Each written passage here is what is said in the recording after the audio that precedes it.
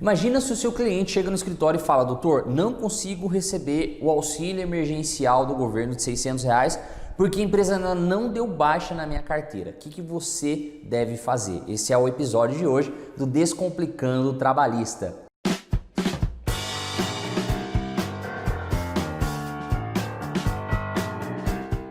Bom, hoje eu quero falar sobre um caso que eu protocolei inclusive hoje mesmo, no dia 8 de junho, de um cliente que chegou no escritório, estava com problemas de receber o auxílio emergencial, sendo que ele foi mandado embora no dia 24 de março desse ano. Ele foi contratado mediante um contrato de experiência em janeiro, mas a empresa não esperou dar o prazo da segunda parte do contrato, que ela fez 45 mais 45, acabou dispensando ele. E ele ficou sem emprego, sem seguro-desemprego, porque ele já estava recebendo seguro-desemprego antes, e também não conseguiu o auxílio emergencial. E veio desesperado: doutor, estou com um problema aqui. Ele já veio de um outro processo que eu entrei esse ano ainda. Estou com um problema aqui, não estou conseguindo receber o auxílio emergencial, fiz o requerimento e lá está dando que o meu vínculo ainda está aberto com a empresa. Só que a empresa não me pagou as verbas rescisórias, mandou embora, não pagou as verbas rescisórias e também não deu baixa na minha carteira. Não fez comunicação do fim do vínculo, enfim. E aí ele trouxe a documentação, inclusive a documentação dele está aqui comigo. Vou mostrar alguns documentos aqui para vocês que são primordiais para esse tipo de ação. E o objetivo desse vídeo é, além de mostrar o que você deve fazer nesse caso, quando o cliente chega com esse problema de recebimento do auxílio emergencial, qual tipo de ação fazer, contra quem entrar, se é contra o governo, se é contra a empresa. Também vou falar como é que eu elaboro as minhas peças, né? Eu tentei gravar esse vídeo enquanto eu estava fazendo a petição inicial, mas como eu cheguei aqui no escritório hoje 5 horas da manhã para poder fazer, então eu acabei deixando para poder gravar agora de manhã e mostrar para vocês já depois dela protocolada, tá? Bom, é um caso de admissão no dia 28 de janeiro de 2020, demissão dia 24 de março de 2020, salário de R$ 1.666. Foi dispensado antes do prazo de experiência, faltando 34 dias para o término da rescisão. O que eu acho importante você saber no atendimento ao cliente é você conhecer um pouco do direito material do trabalho para poder identificar aqui possíveis irregularidades e colocar isso na entrevista do seu cliente. Isso aqui é basicamente a entrevista que eu fiz com ele. Eu tenho uma ficha de atendimento ao cliente, inclusive quem é aluno nosso tem acesso a essa ficha. Deixa eu ver se eu pego ela aqui, ó, ela é bem completa, ela é bem extensa, mas ela serve para quem ainda está aí engatinhando no direito do trabalho ou quem já atua, mas não consegue fazer uma entrevista de qualidade, porque tem várias perguntas aqui para ser feitas, vários dados que você deve recolher do seu cliente. E se você quiser ter acesso a essa ficha, fica atento à nossa próxima maratona trabalhista, que eu disponibilizo sempre lá. Só que eu faço a entrevista simplificada, faço as perguntas e anoto aquilo que é mais importante para mim. E todas as vezes que eu faço essa entrevista com o cliente, eu tento ir muito mais além daquilo que ele traz para mim de problema, né? Então, que nem o problema desse cliente era basicamente o auxílio emergencial. Na hora de olhar as verbas rescisórias dele, ele disse que não recebeu nada. Eu falei: bom, além das verbas rescisórias, você tem uma indenização que a empresa tem que pagar pelo fato de fazer a rescisão antes do término do contrato de experiência. Isso está no 479 da CLT. Também perguntei sobre o ambiente de trabalho dele, coloquei aqui que ele trabalhava como operador de injetor, injetava plástico para fazer capacetes de moto, ruído no local de trabalho, poeira no ambiente. E eu fiz uma observação, eu sempre coloco as observações para eu mesmo lembrar, né? Porque às vezes demora para eu entrar com uma ação. Quanto tempo você demora, Thiago? Depende, uma ação como essa, que não tem nada de complexidade, uma semana já está distribuída. Mas eu preparo a peça no mesmo dia e distribuo no mesmo dia. É só questão de agenda mesmo. Agora, se é uma petição, uma ação que me demanda um pouco de estudo mais aprofundada, aí vai uns 15 dias, 20 dias para eu poder distribuir. Nesse caso em específico, eu fiz uma observação aqui em tempos de reforma trabalhista, né? A gente tem que tomar cuidado. Eu fiz uma observação para ver outras ações que a empresa já tenha, que tenha tido laudo pericial positivo. E antes de distribuir a ação, eu sempre faço algumas pesquisas e eu vou falar para vocês aqui sobre essas pesquisas. Coloquei aqui ver a convenção coletiva e os pedidos, que é dar baixa na carteira, dando material correspondente ao auxílio emergencial. Coloquei aqui para ver o CNIS também, para ver se já tinha sido dada a informação do fim do vínculo e pedir tutela de urgência para saque do fundo de garantia e da entrada no seguro-desemprego se ele tiver direito. São algumas observações que eu coloco na minha peça. Então, feito o atendimento, pego lá quais são os principais documentos, Thiago, que você pede para o cliente assinar: procuração, contrato de prestação de serviço, contrato de honorários e declaração de pobreza. Ah, mas depois da reforma, depois do Código de Processo Civil, você não coloca mais a declaração na sua procuração, dá poderes para declarar a hipossuficiência? Não. Eu prefiro ainda com a declaração, porque é uma declaração assinada pelo cliente, porque vai que ele mente no processo, diz que não tem condições e de repente tem, né? E aí você vai colocar na petição inicial declarando em nome do cliente a hipossuficiência. Eu não faço isso, prefiro a declaração. 2 documentos primordiais aqui nessa ação é o aviso prévio do empregado e o contrato de trabalho. Por que o contrato, Thiago? Porque a gente está falando de um contrato a termo, um contrato que é típico de contratação, que é o contrato de experiência. E no contrato de experiência, ele pode ter 2 reflexos numa rescisão antecipada. Primeiro, se tiver cláusula securatória do direito recíproco de antecipar a rescisão, lá do 481, é uma verba que deve ser paga. Se não tem essa cláusula, é outro tipo de verba. É isso que a gente vai ver aqui nesse vídeo de hoje. Nesse caso aqui em específico, qual que é a primeira pesquisa que eu faço quando eu vou elaborar uma petição inicial? Convenção coletiva. Primeiro documento que eu pesquiso é a convenção coletiva, porque às vezes, por mais que eu pergunte para o cliente se ele recebia auxílio creche, se ele recebia algum benefício PLR, algum benefício previsto na norma coletiva, ele não vai lembrar de todos.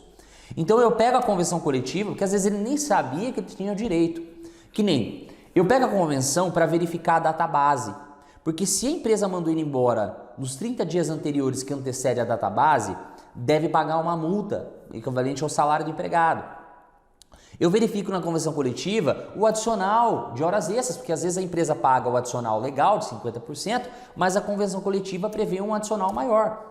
Verifico na convenção coletiva também a forma de pagamento do PLR, se é obrigatório ou não. Eu já vi advogados pedirem PLR e nem fundamentar na convenção coletiva. O processo vai ser julgado improcedente.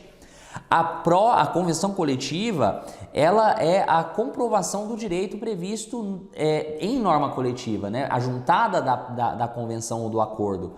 Porque o juiz não é obrigado a saber quais categorias tem cada direito de cada categoria. Então você tem que juntar a convenção coletiva no processo.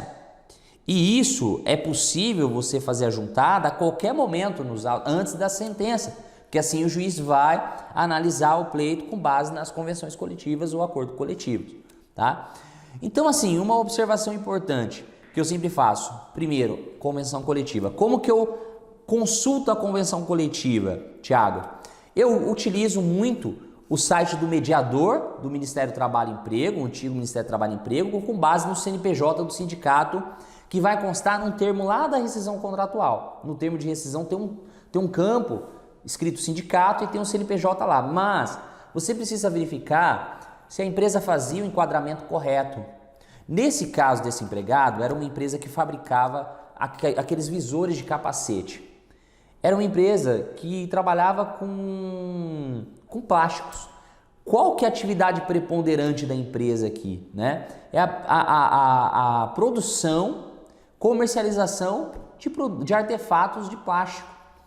E aí, sabendo da atividade preponderante da empresa, que é o principal premissa que você vai ter para enquadrar a empresa dentro do enquadramento sindical, os empregados, eu fui na convenção coletiva dos trabalhadores nas empresas que atuam no setor, no ramo de plástico. E aí a gente achou a Sindiplast, que é o sindicato das empresas que atuam nesse segmento aqui na região de Jundiaí, que abarca, que abrange aqui a cidade de Indaiatuba. Todas as vezes que eu faço essa consulta, eu tenho que verificar qual que é a atividade preponderante da empresa. Então já fica a dica aqui com relação à convenção coletiva ou acordo coletivo, enquadramento sindical. Segunda pesquisa que eu faço é se a empresa, vai anotando aí pessoal, isso é importante, porque isso aqui não se aprende nos livros, se aprende na prática. É a minha forma artesanal de divulgar. Eu faço dessa forma, tem outros advogados que fazem de outra forma, tem outros que já pegam, já ingressam com a ação direto, não faz pesquisa nenhuma. Eu prefiro tratar cada processo de uma forma diferente. A advocacia artesanal é isso, é você tratar cada cliente de acordo com as suas limitações e as suas complexidades. Por exemplo, essa peça, eu comecei ela do praticamente zero, do endereçamento até o valor da causa. Eu gosto disso, porque assim eu sempre vou renovando a minha escrita, a forma, a minha assinatura das petições iniciais. Então a segunda pesquisa que eu faço é se a empresa já teve ações que envolvam algum dos pedidos que eu estou pedindo aqui, se eu tenho dúvida. Até mesmo para utilizar como prova emprestada, como é o caso do laudo pericial. Como ele falou para mim que tinha ruído excessivo, trabalhava com thinner lá na empresa, a minha preocupação era essa. Olha, será que cabe um adicional de insalubridade ou periculosidade aqui? Então o que eu tenho que fazer para dirimir essa dúvida em tempo de reforma? Que há um risco de sucumbir no pedido, na perícia, e ter que pagar os honorários do perito. Pesquisei no site do tribunal aqui da 15ª uma certidão de efeitos trabalhistas pelo CNPJ da empresa. E aí com o CNPJ da empresa ou CPF do empregador, que você também consegue, eu verifiquei lá que a empresa tinha algumas ações e tinha uma ação que eu consegui pesquisar que era de insalubridade e periculosidade. E eu fui ver o laudo, inclusive o perito, um conhecido meu, que fez o laudo, eu analisando o laudo veio negativo o laudo dela, para periculosidade e insalubridade. Ela trabalhava nas mesmas condições que o obreiro, nas mesmas condições que o reclamante. Existe entendimento jurisprudencial do TST que há a possibilidade sim de utilização do laudo pericial como prova emprestada quando há similitude nas atividades do empregado para aquela determinada empresa, né? Então, como a reclamante naqueles autos fazia a mesma função que o meu cliente, tinha o mesmo cargo, eu queria usar aquele laudo como prova emprestada. Porém, o laudo veio negativo, então eu descartei a ideia de pedir adicional de insalubridade e periculosidade nesse processo. O que eu pedi aqui nessa ação? Aí eu começo a segunda fase, a terceira fase na elaboração da peça. Veja que até o momento eu não fui para o Word, eu não fui para escrever a peça, estou preparando a ação. E aí eu faço um rol do que eu vou pedir com a fundamentação. Eu escrevo aqui na minha entrevista, né? Coloquei aqui, ó, pedir alvará para saque do FGTS Seguro-Desemprego. Coloquei aqui tutela de urgência, artigo 300 do Código de Processo Civil, e comunicação aos órgãos de praxe ou a baixa da carteira pela própria vara, porque iria demorar muito a empresa ter que pegar a carteira, dar a baixa e depois devolver. Pedir as verbas rescisórias, principalmente a indenização do artigo 479 da CLT, que a gente já vai falar sobre isso, e também pedir dano moral, dano material, mas cogitei o dano moral e depois vou falar para vocês por que eu não fui para o dano moral. De documentação que a gente tem aqui é o contrato de trabalho. O primeiro documento que eu precisava analisar era o contrato de trabalho para ver o prazo do contrato de experiência do meu cliente. Nesse contrato de trabalho aqui, ele consta um prazo de 45 dias, sendo possível a prorrogação por mais 45 dias sem manifestação expressa das partes. Inclusive, geralmente no contrato, ele vem a assinatura do período principal, do primeiro período, e depois já vem uma prorrogação embaixo, que o reclamante já pode até assinar. Algumas empresas têm essa prática de já dar para assinar a prorrogação, né? E aí ela se vincula, né? Caso passe o primeiro prazo e ela de repente quer mandá-la embora, mas já assinou a prorrogação, fica complicado depois mandar embora sem pagar essa multa, né? Então, primeira análise, o primeiro documento que eu analisei para fazer os pedidos foi o contrato de trabalho, contrato de experiência, para ver o prazo. Quando que terminava esse contrato de experiência? Olha só, sendo 45 mais 45 e ele tendo sido admitido em 28 de janeiro de 2020, o prazo de término desse contrato era no dia 26 de abril de 2020. Só que ele foi mandado embora no dia 23, ou seja, dia 24, quer dizer, ou seja, tinham 32 dias para frente ainda, para a empresa mantê-lo no contrato ativo. Como ela mandou embora faltando 32 dias, eu precisava fazer o cálculo. Só que para eu fazer o cálculo dessa indenização, eu primeiro precisava analisar se havia uma cláusula do artigo 481 da CLT, que é aquela que, caso as partes estipulem essa cláusula securatória, As verbas rescisórias a serem pagas no contrato de experiência, que é rescindido antes do prazo, é como se fosse por prazo indeterminado. E o que incidiria aí? Aviso prévio. Porque o contrato por prazo determinado não tem aviso prévio, porque as partes já sabem quando é que o contrato vai acabar. O aviso prévio é para resguardar as partes quando não tem prazo, até em princípio, em respeito ao princípio da continuidade da relação de emprego, as partes não sabem quando é que vai acabar o contrato. Inclusive, quando elas celebram, empregador e empregado, elas não celebram com o ideal de um dia já acabar esse contrato, ter uma data certa. No contrato de experiência, é um resguardo para o empregador de ver, de experimentar o trabalho do empregado. E às vezes não dá certo, e aí ela tem um prazo para poder mandar embora. E aí não vai incidir aviso prévio, nem multa de 40% da FGTS. Nesse caso especificamente, não havia essa cláusula. Não havia essa cláusula de direito recíproco de rescisão do contrato de trabalho. Então o que caberia aqui, Thiago, nesse contrato? Só não haveria multa de 40%, pessoal, no término do contrato, tá? Agora, se houver uma dispensa do empregado dentro do período do contrato de experiência e isso partiu do empregador, há a incidência da multa dos 40%. Nesse caso específico, como não tem essa cláusula, o que eu pedi? A indenização do artigo 479 da CLT, que a gente vai pegar e vai ler aqui para vocês, tá? Se tiver com a sua CLT aí do lado, também abra para a gente poder verificar aqui o que está escrito. Ó.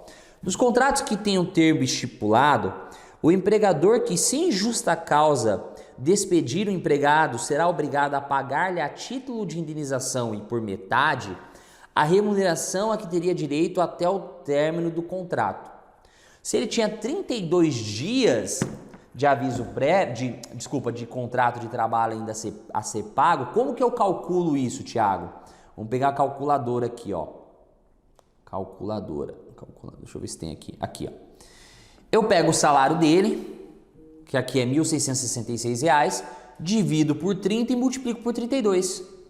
Dá R$ 1.777,06 o valor da indenização. Só que o artigo 479 fala que é pela metade, então eu divido por 2 aqui. Então ele tem direito a R$ 888,53 de indenização, que é a remuneração desse período que faltava para acabar o contrato de trabalho dele, tá? Fora isso, eu pedi 13º, férias proporcionais e a multa de 40% da FGTS e o levantamento do FGTS. Então esse foi um dos principais pedidos que eu fiz nessa reclamação.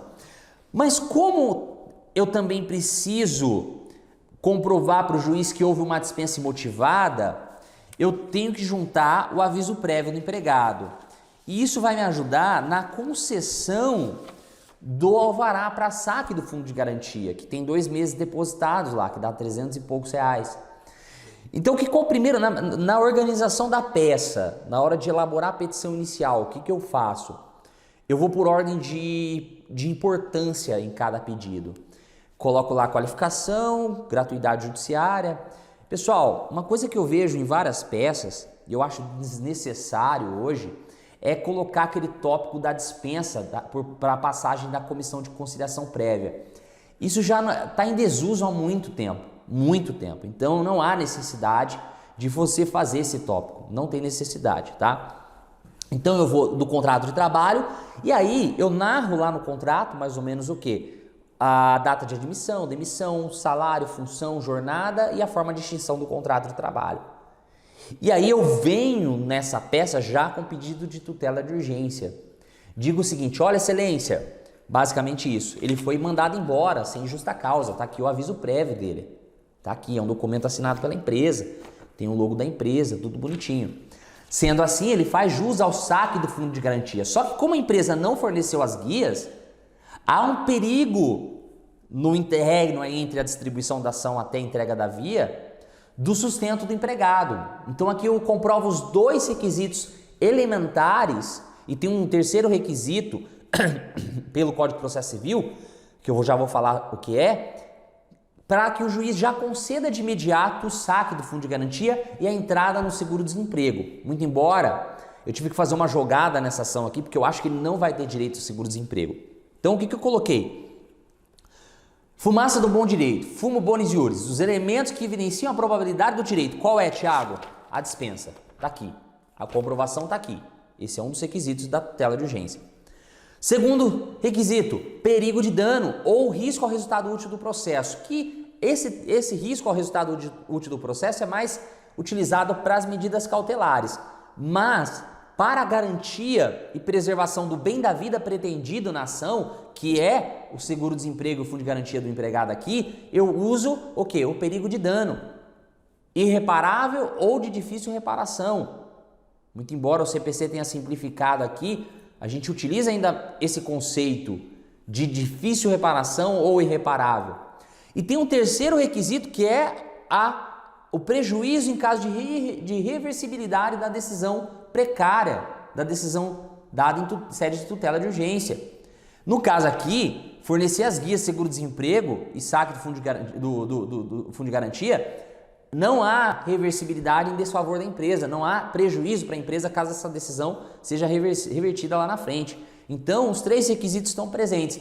O segundo requisito, perigo de dano, qual é, Thiago? A gente está falando de verba de natureza alimentar para o sustento do trabalhador, que em caso de demora na instrução processual e eventual sentença, vai prejudicar o seu sustento. Então, há um dano, um perigo de dano aqui.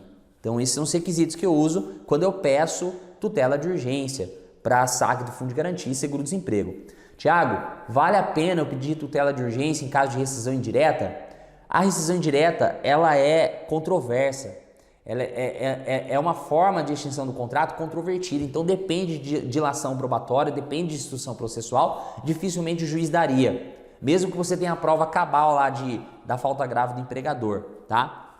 Então, eu fiz o pedido de tutela de urgência para quê? Primeiro, levantar o fundo de garantia. Segundo, seguro-desemprego. Mas, Thiago, se ele pediu seguro-desemprego, ele teria direito ao auxílio emergencial mesmo assim? Veja bem, esse pedido de seguro-desemprego vai depender se ele preenche os requisitos. Ele me disse que depois que ele saiu da empresa, da primeira empresa que eu tinha entrado com a ação, ele recebeu o seguro-desemprego, 2 parcelas. E logo em seguida ele entrou nessa outra empresa. Então, eu pedi lá por garantia, mas eu acho que ele não vai ter direito. Só que pensa bem, desde março até agora ao ingresso da ação, ele está sem receber nada. Nem o seguro-desemprego e nem o auxílio emergencial. Porque ele deu entrada, inclusive, uma outra pesquisa que eu fiz para entrar com essa ação foi o auxílio emergencial dele. Em nome dele, eu fiz pelo próprio aplicativo. Tá aqui, ó. Olá, fulano. Você solicitou seu benefício, você não atendeu as condições, seu auxílio emergencial não foi aprovado pelo motivo, cidadão possui emprego formal. E ele fez esse requerimento em abril, depois da dispensa dele. Ou seja, por conta do erro da empresa, ele não conseguiu ainda receber o auxílio emergencial de 3 meses, que ele estaria recebendo agora já o segundo mês. É o terceiro mês, porque ele receberia abril, maio e junho. Então, o que eu fiz? Um dos pedidos é a responsabilização da empresa por um ato ilícito de não ter cumprido a lei, de informar nos termos do artigo 477 o fim do vínculo. 477 é da CLT. Onde eu fundamento isso, Thiago? Responsabilidade civil da empresa, artigo 186 e 927 do Código Civil. Cometendo um ato ilícito, vem causando prejuízo para outra pessoa, nasce o direito para o ofendido à reparação. E a reparação tem que ser na extensão do dano. Qual que foi o dano aqui? 3 meses de auxílio emergencial. Então eu pedi R$ 1.800 de indenização por dano material. Ah, mas Thiago, você não poderia pedir um alvará para dar entrada no auxílio emergencial? Olha, eu teria que fazer o pedido de alvará e depois ir na Caixa Econômica para poder fazer esse requerimento. Até se resolver essa situação, meu cliente está sem nada. E isso pode ser que a Caixa nem libere. E aí depois é uma ação contra a Caixa. Então eu preferi já responsabilizar a empresa, porque é culpa dela não estar recebendo esse benefício. Então, 2 pedidos que eu fiz aqui: tutela de urgência, indenização por dano material. Eu poderia pedir indenização por dano moral? Poderia, se eu conseguisse comprovar que o meu cliente teve algum prejuízo de ordem extrapatrimonial diante da omissão da empresa. Só que eu fiquei com receio, por quê? Eu perguntei para ele: você está atrasando suas contas? Ah, eu tenho pago com algumas reservas. Você está passando fome? Não, alguns familiares estão ajudando. Então fica difícil eu comprovar isso também nos autos, né? Aí eu poderia pedir um dano moral também, mas eu já estou pedindo dano material para a empresa ressarcir aí o que ele deixou de receber do auxílio emergencial da Lei 13.982, tá? Que é a que prevê o auxílio emergencial. Terceiro pedido que eu fiz aqui foi o de verbas rescisórias, junto com aquela indenização do artigo 479, que deu no total lá 3.000 e poucos reais. Quais verbas, Thiago? Ele tem direito a 2/12avos de 13º, porque ele ficou janeiro, ele entrou no final de janeiro, né? Então seria fevereiro e março. E lembrando que trabalhou mais de 15 dias dentro do mês, ele faz jus a 1/12avos, tanto de 13º como de férias. Ele entrou no dia 28 de janeiro e saiu dia 24 de março, então fevereiro e março são 2/12avos. Também 2/12avos de 13º e férias, e aí mais 1/3, e o FGTS é a multa do FGTS. O FGTS ele vai sacar, tá lá depositado, e mais a multa de 40% do FGTS. Pedir multa do 477 nessa ação também, porque a empresa não pagou as verbas no prazo de 10 dias, a contar da data do término do contrato, que seria da data do dia 24 de março, e também pedir multa do 467, porque as verbas são incontroversas. Quais verbas? Verbas rescisórias, é isso que o 467 fala. Tiago, reflexo de uma verba reconhecida em juízo, que reflete em aviso prévio, cabe a multa do 467? Não, não cabe, porque a verba principal ela é controversa. Então, as verbas acessórias dependem da principal para serem deferidas. Então, se eu estou pedindo horas extras, por exemplo, e elas vão repercutir nas verbas rescisórias, eu não tenho, mesmo que a empresa não pague na audiência, não tem direito a 467, tá? Pedir 467 e pedir aquelas questões de praxe, protesto para a produção de provas, honorários sucumbenciais de 15%, gratuidade judiciária, meu cliente recebia menos do que 40% do teto da Previdência, enfim.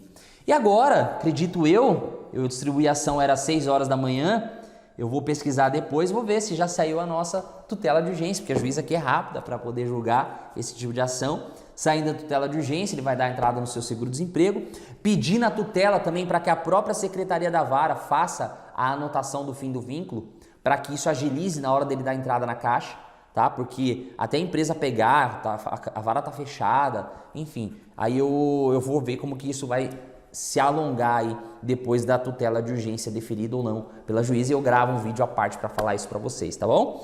Bom, pessoal, então é isso que eu queria falar nesse episódio, espero que você tenha gostado, curta, comenta, aqui é prática pura, é um projeto que tem dado muito certo, tem ajudado vários advogados, eu espero que te ajude também, conta com a gente, o nosso portal é o @advprática, que é o nosso portal no Instagram, onde todos os dias eu estou postando o meu dia a dia, documento, o dia a dia de um advogado trabalhista e previdenciário. Nós temos aqui o nosso canal aqui no YouTube, se inscreva e ative o sininho para todas as vezes que todas as vezes que eu postar um vídeo, você receba a notificação desse vídeo, né? E a gente vem numa série aí de vídeos práticos, né? E se prepare que em breve a gente traz mais novidades aí na área trabalhista com essas medidas provisórias. Em breve vamos ter maratona trabalhista novamente, que vai ser masterclasses, né? Agora, enfim, a gente se fala. Um abraço, até mais, tchau, tchau.